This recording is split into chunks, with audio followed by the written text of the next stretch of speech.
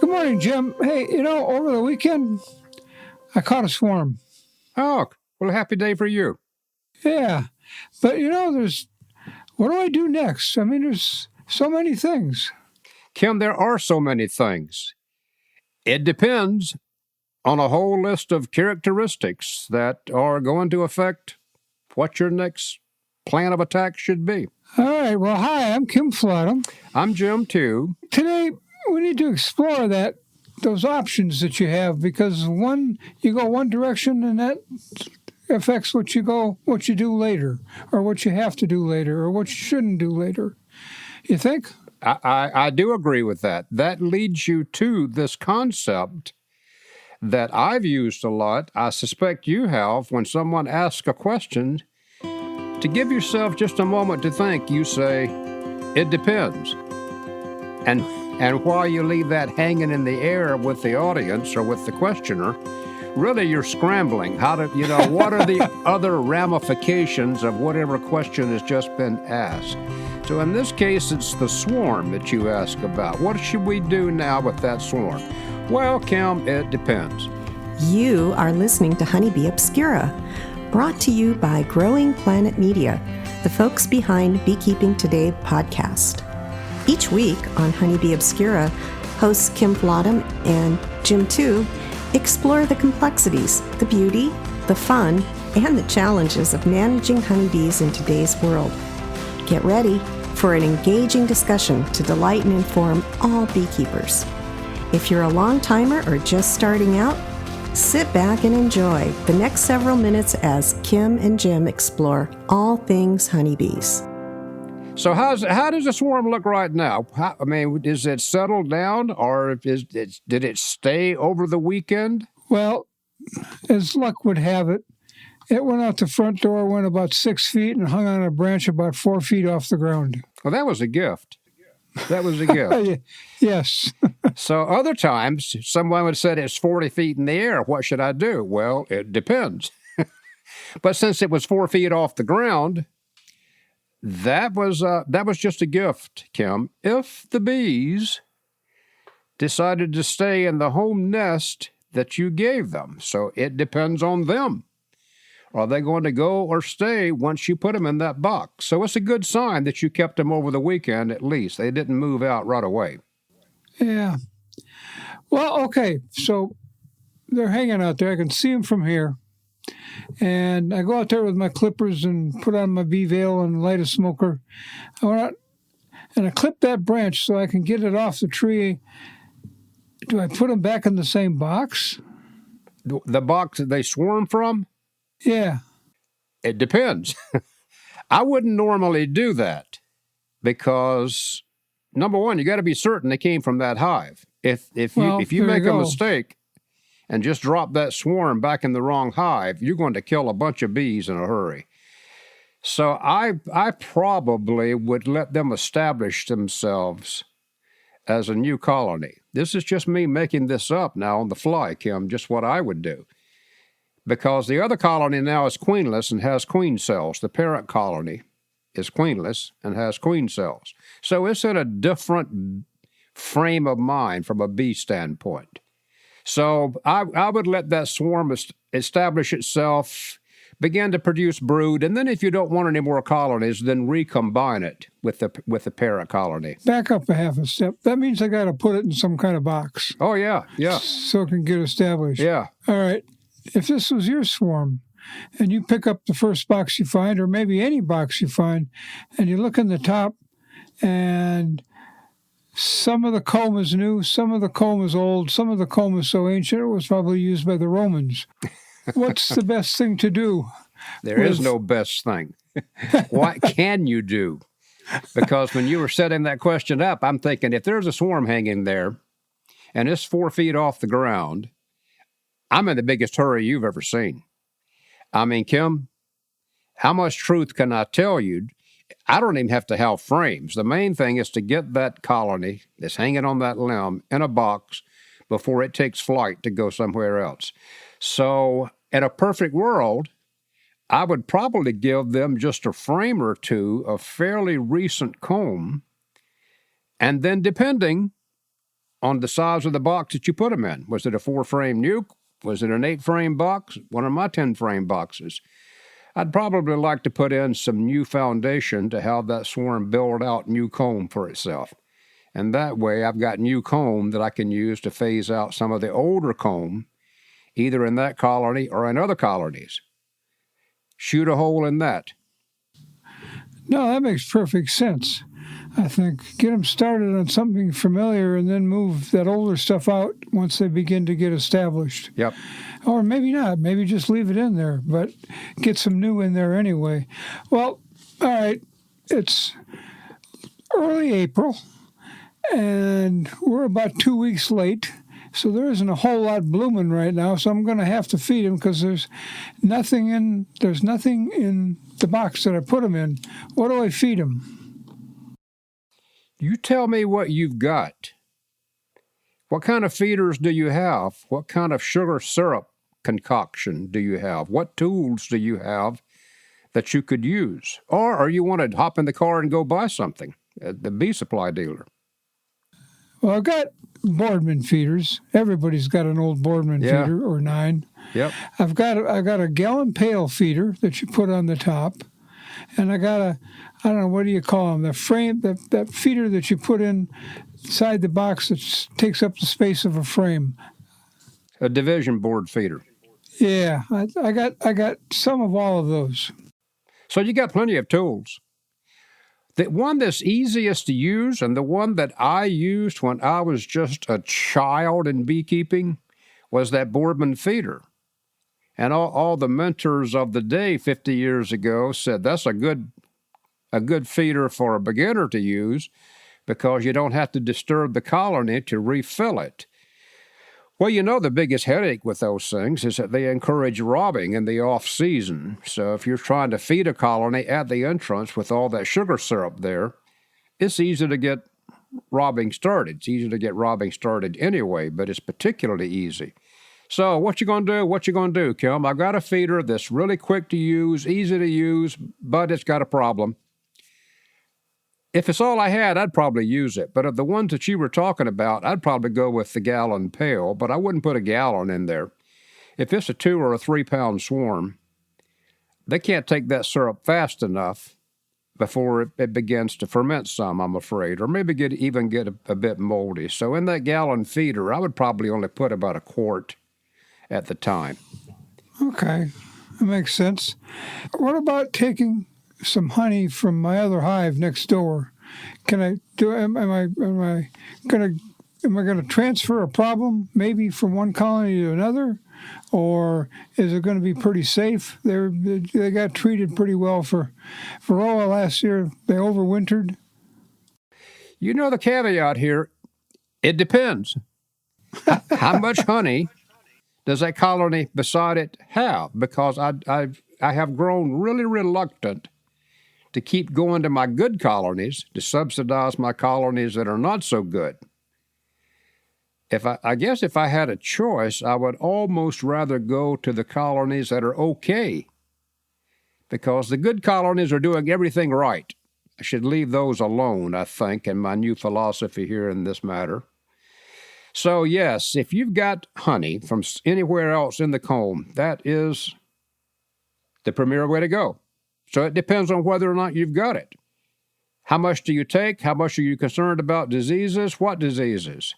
Did you have some issue last year that you're worried about? Did someone in your community have a case of American foul brood that came up at the meeting when we were all talking about it? So are you worried about that? All those things would make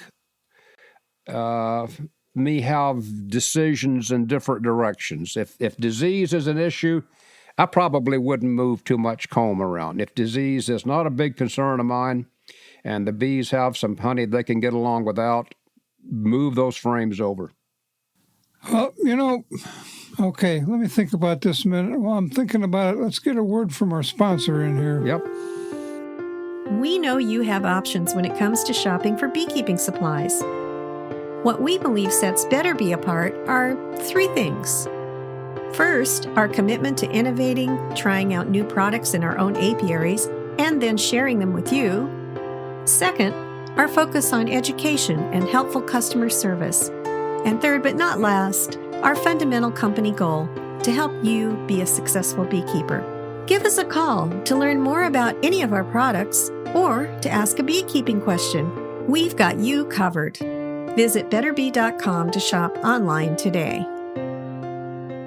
I think I've got food figured out. I've got the house figured out. And the variable that's left, or at least one of the variables is left, is what about the queen that's in that swarm? I'm not going to say it again, Kim. It depends. That queen in that swarm, she's finishing the last phase of her career. She's going to be asked for one big final push that's probably going to use up the last of her physiological resources.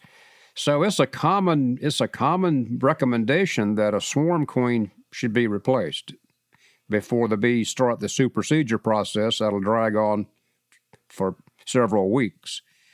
All right, what to do, Kim? What to do? What's your philosophy? Do you want to go buy a queen and use a particular stock to start that colony in a different genetic direction, or do you like the natural scheme of things?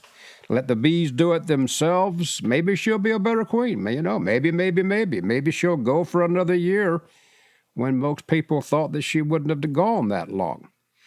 So it's really your call. Tell me what you think your options are. Well, I always wrestle with this question when I'm looking. I get them in the box and I'm looking and they're sorting things out and running here and there. And the first thought that comes to my mind is that queen was good enough, long enough to raise a colony big enough and healthy enough to swarm. Right. So she's got some things going for her. The other side of that coin is, you're exactly right. She's probably over her peak in terms of productivity. She's on the downward slide. Is that downward slide going to happen tomorrow and they get rid of her and they can't requeen because there's no eggs? Or does it take a month? So I can see where the it depends comes in here. You're going to have to, if you want to keep her, you got to watch her. If you don't want to watch them, spend time, all that, because you got other colonies to take care of, then maybe just a quick replacement. I like that. So you're saying it depends on your management scheme.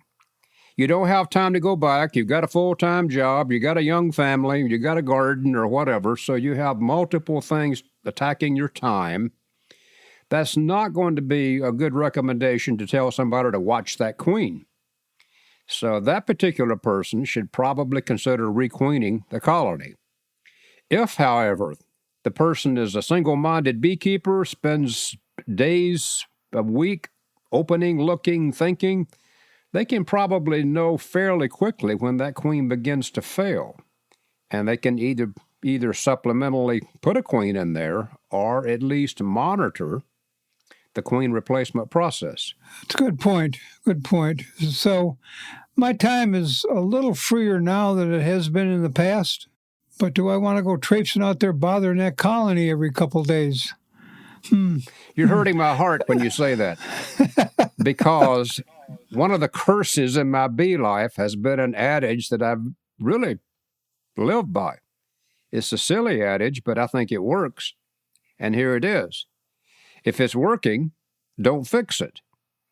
So if that colony, even though I know the queen is a swarm queen and probably already at least 2 years old, or into her second year at least, she's still got a nice pattern going. The bees are manageable. They're building up. They got a good pollen collection going. Everything looks good. So I know that nothing is forever, Kim. She's not going to keep living. But right now, at this moment in time, she's doing a great job. So do I want to fix it? I think a good beekeeper would probably replace that queen while the colony was healthy and vigorous, rather than wait until things went south and then try to fix a colony that had multiple problems. So my own philosophy hurts me here. If it works, don't fix it. But the problem with that philosophy is that it's not going to work indefinitely. Yeah. Yep. Yep. Well, I think another thing is looking at starting today when she gets in that box and watching the relationship between the bees in that box and the honey flow or not going on outside. If there's a honey flow going on and I can see all my other colonies just kicking butt and they're not, that tells me something. Or if they're kicking like everybody else is, that tells me something. So she's producing the foragers that I want, at least early on. She's doing a good job right now. I'm trying to think of exactly the right thing to say. I know me, Kim. If I were working with that colony, I would watch that queen for a while before I decided to do anything about it. And then I would make my decision as to what queen technique to use. Go buy one or let them do their own thing. Am I keen? Am I pushed for time in other areas in my life? The queen's going to be what? What's the queen going to cost this year? $30, $35? And you got to go get her, pick her up. Take probably the better part of a day to do it. So either do that or compare it to the fact, all right, I'll just let the bees do it. It'll take longer. Don't have a good guarantee of a great queen coming from this process. So overall, I know me. I bet you, Kim, that I would let the bees replace their own queen, knowing how long that's going to take, knowing all the vagaries of not knowing what kind of queen I'm going to get. I just know me that well. You just hit on something here that I hadn't thought of until just now, is if we let that colony produce its own queen, it's going to produce more than one. It's going to produce 2, 3, 9 queen cells, depending on how strong the colony is and how things are going outside. So I may end up here with locally produced queens that I can requeen my other colonies with. Yeah, you could. I'm thinking, okay. It depends, Kim. It depends. How much time do I have? Yeah. What am I going to do with those other queens? When I used to raise queens, the biggest agony in my life is what to do with all these virgin queens who had no future. That had no future. What do you do? I had queens running all over the grafting room. I mean, they don't have a nuke. They're not accepted in any colony. You know what their fate is. So what do you do with all these extra queens? So when you were saying you've got all these extra queens, that's the negative thought that I flashed to. Are the other colonies in a position to accept these queen cells? Or am I fixing things that weren't broken, trying to use these queens that I have access to? So extra queens, extra unmated queens, are not always a gift. It'd be like giving somebody fish that have not been cleaned. It's a gift after the fish have been cleaned, but if you got to do all the work on it, it's not the gift you thought it might have been. So yes, you could do that, but then we're into this time thing. How much are you working with other colonies, other things in your life? Do you have time to now keep up with 4 or 5 new queens that this colony produced? So if I had access to those queens, I'd try to do something with them. But that's not the primary reason that I was letting these bees supersede that queen on their own. I was doing it because I can't readily get a queen without taking the better part of a day and making a significant drive to go pick up a queen. Well, another part of that is, do your bees put food on your table? Because if your bees put food on your table, you've got queens and you've got colonies to split, you got a nuke to sell. Oh, yeah. Yep. So you just took a left turn. Yeah, I did. You added a variable to this. You went from being a hobby to being somewhat of a commercial beekeeper. Totally different mindset on that. Totally different commitment to work, colony oversight. No, that would be, if they're part of your business and providing part of your income, then I would go a different direction with this queen management scheme. Well, I'll give you one more, and then we can call it a day. I'm going to bet you half the people listening to this, maybe more than half, have had sometime in their bee career, somebody in their house said, I thought we were going to make money on this. And then your answer is, well, it depends. That's not funny. That's not funny. I did think, I'll build my own equipment. I'll save money. We're off the subject now. I'll build my own equipment. I can really save money doing that. No, you can't. It actually costs more to build my own equipment. Well, the reason I can't make any money is I don't have enough bees. So you go to a ridiculous number of bees, which means that now you're working harder and the extractor's too small, so you need a bigger extractor, and you just never really seem to get caught up. It is a type of agriculture. It's a very demanding process to find equilibrium that'll actually leave you something as a profit. I think I'm going to leave this here right now. I haven't figured it out yet, but at least I have some variables I can explore. Thanks for your advice. Oh, I've not advice. This was conversation. We didn't talk about one thing, and we can get back to this again because it's a biggie. That colony that you hived is now in a different place in life, and you got to become concerned about varroa. So what are you going to do about varroa? Well, here we go again with it. Depends on what your control techniques are. But at some point soon now, you've got to start managing varroa in that colony as it establishes itself. But that's another topic for a different time. Yes, a long different time. All right, well, like I said, you've given me some ideas on what to do on this, and I'll let you know how it turns out. I'd like to hear. Thanks for talking to me. Take it easy.